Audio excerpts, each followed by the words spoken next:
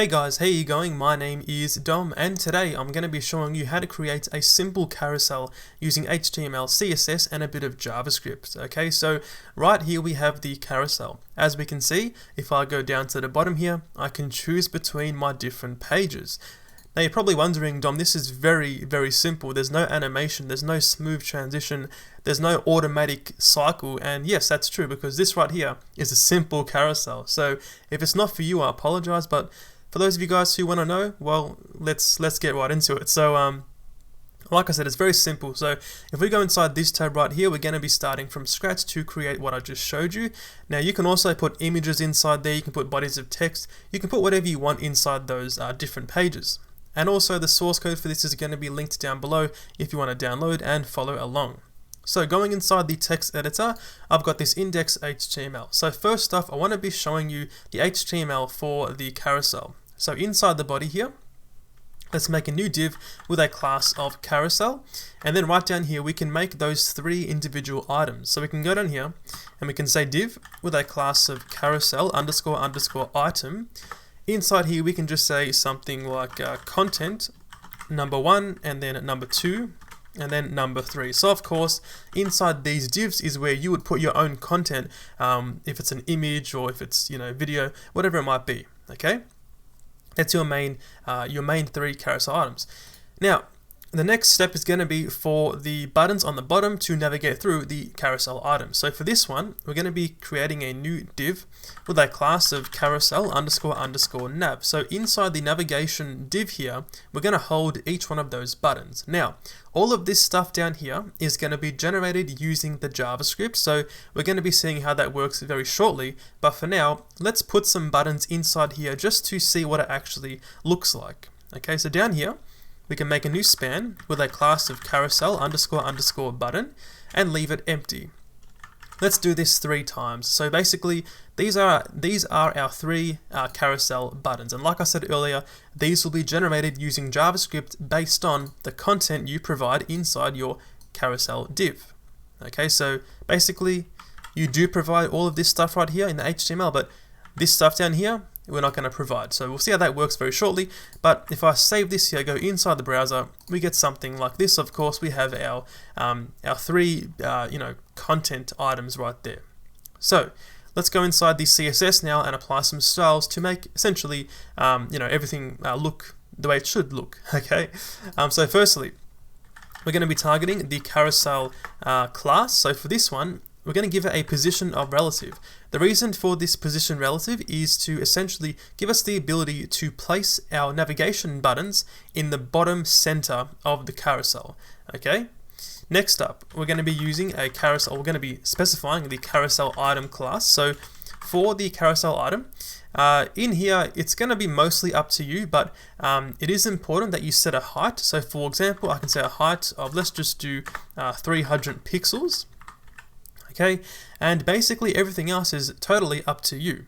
Okay, so in my case here, I'm just going to specify a background of gray.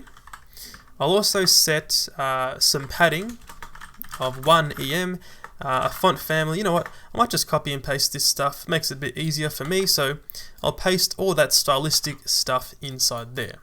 Save this, go back in the browser, and we get something like this. As we can see, every single carousel item is stacked on top of one another.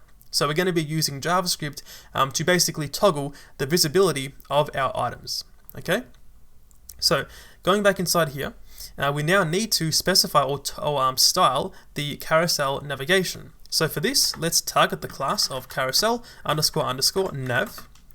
And for this one, we're going to be giving it a width of 100%, a padding of 20px top and bottom, and then 0 left and right.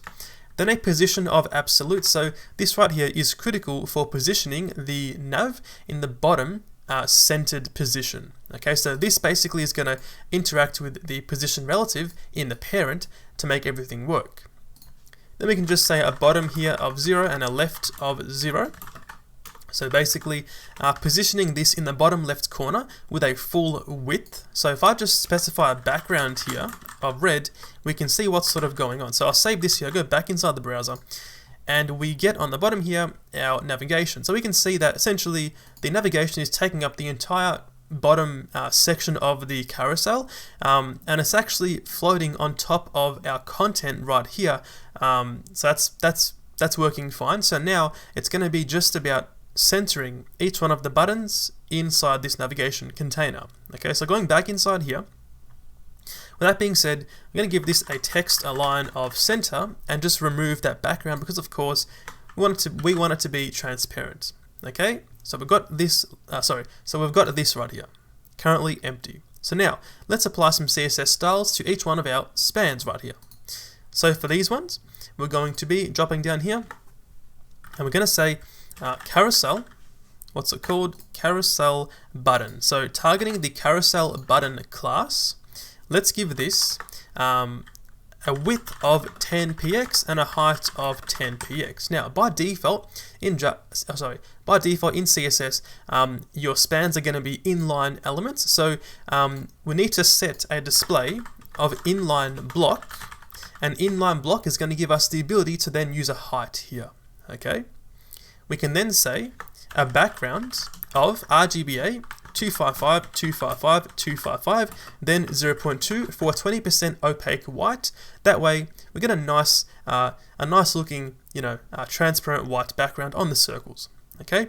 Speaking of circles, we can set a border radius here of 50% to give us that circle. So I'm going to stop right here, save it, go back inside the browser, and we get something like this right on the bottom here. So that's working beautifully, and we have our nice, opaque background. All right.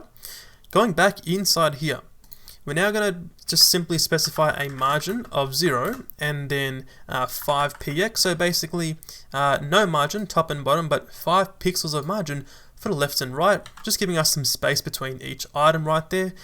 You can, of course, adjust this number to whatever you want it to be. All right. So now we've got all the basic styles. We need to now specify some more styles to essentially give us, a selected carousel item. So obviously, when a carousel item is selected, it needs to not only appear as the main content, but also the particular button on the bottom here needs to be, a different sort of style, like for example, a brighter white, to indicate that, of course, it is the selected item. So for this, going back inside here, let's actually start with the button. So let's add a new class here. So I'll copy this. We're going to say carousel button -- selected. So for the selected carousel buttons, we're going to simply change this background color to instead be a 0.5 opaque instead of 0.2. So now it's going to be very subtle.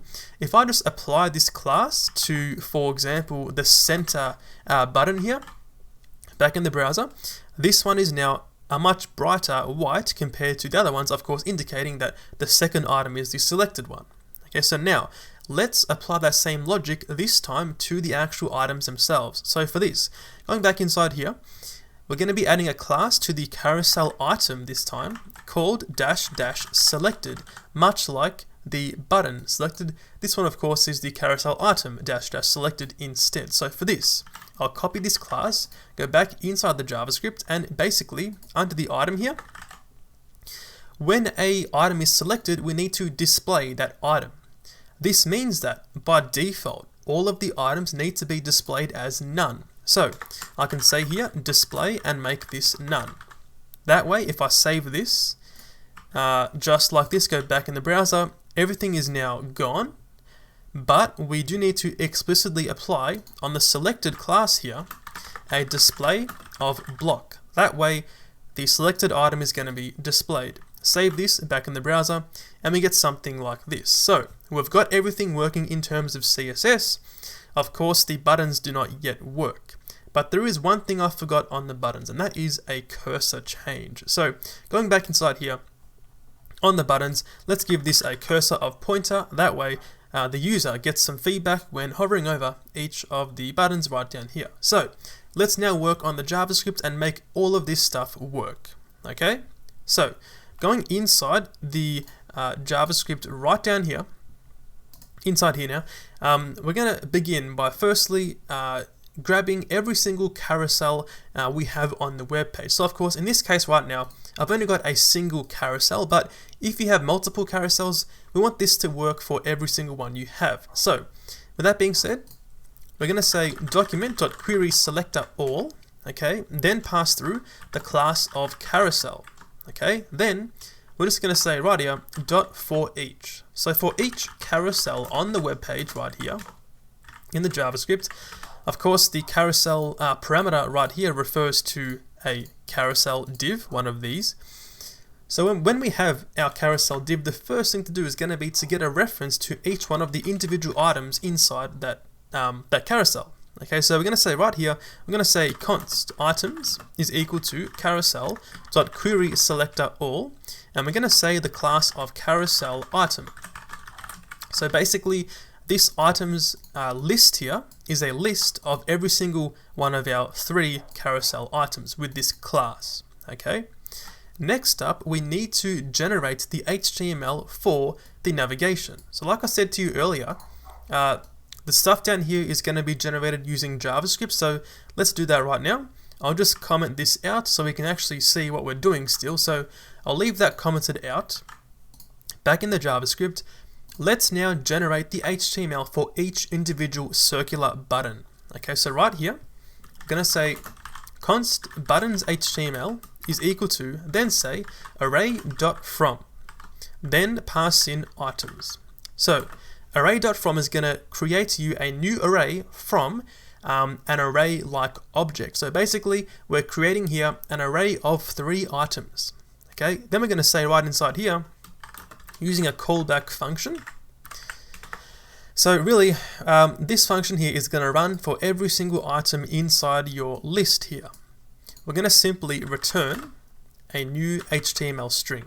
Using the backticks on the keyboard right next to the 1, with these backticks, we can then say a span class of carousel __ button, and then close that off. So basically, just copying the same HTML as we've got inside our example. Okay.